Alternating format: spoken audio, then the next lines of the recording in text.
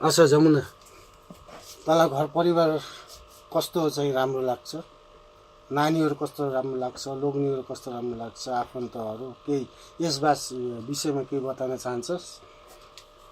अनि मलाई यति यस्तो राम्रो लाग्छ, घर परिवारहरू मिलेको होस्, अरू छोराहरू राम्रो बाटोमा लागेको होस्, परमेश्वरको अधीनमा रहेर परमेश्वरको सेवाकाईहरू गर्दै हिँडेको होस्, मलाई त्यो राम्रो लाग्छ।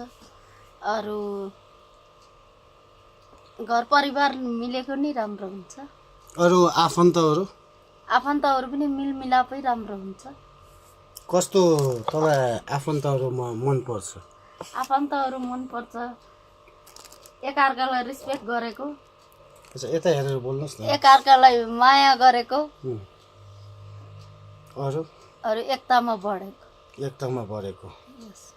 अरू चर्चको बारेमा, मण्डलीको बारेमा के भन्न चाहन्छस्?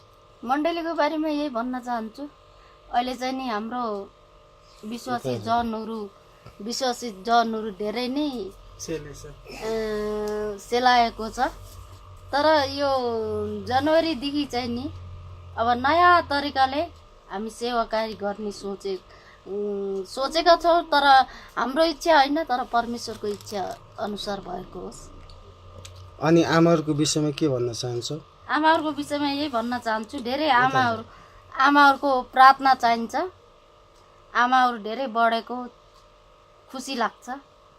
अनि हाम्रो आमाहरू धेरै व्यस्त भएको कारणले धेरै आमाहरू हिँड्न पाउनुहुन्न र अहिले चाहिँ नि आमाहरू धेरै व्यस्त हुनुहुन्छ। तर आउँदो दिनहरूमा उहाँ आमाहरू पनि निक्लिनु हुनेछ मिसनरीको लागि र धेरै ठुलो काम हुनेछ प्रभुको। अरू युद्धको विषयमा अहिले युद्धले कस्तो काम गरिरहेछ? युद्धको चाहिँ नि एकदम अति राम्रो हुँदैछ। अहिले युद्धले आफ्नो कार्य चाहिँ नि परमेश्वरले चलाइराख्नु भएको छ। उहाँहरूलाई धेरै ठाउँहरूमा भिजिटहरू गएको छ, सेवाकाईहरूमा उनीहरूले नै चलाइरहेको छ। किनभने उहाँहरूको बुवाहरूको टाइम हुँदैन, उहाँहरूको बुवाहरूले जब गर्नेको कारणले गर्दाखेरि। अनि यति नै भन्न चाहन्छु, हाम्रो युद्धहरू यस्तै नै बढेको होस् र प्रभुको आज्ञामा रहेर नै प्रभुको कार्य गरेको होस् र परमेश्वरले धेरै आशिष गर्नुभएको होस् युद्धहरूलाई। ल हुन्छ जमुना, म तपाईँलाई धन्यवाद दिन्छु। तपाईँले हामीलाई बोल्नमा सहयोग पुर्याउनु भएको लागि धन्यवाद। तपाईँलाई प्रभुले धेरै आशिष गर्नुभएको होस्। आमेन।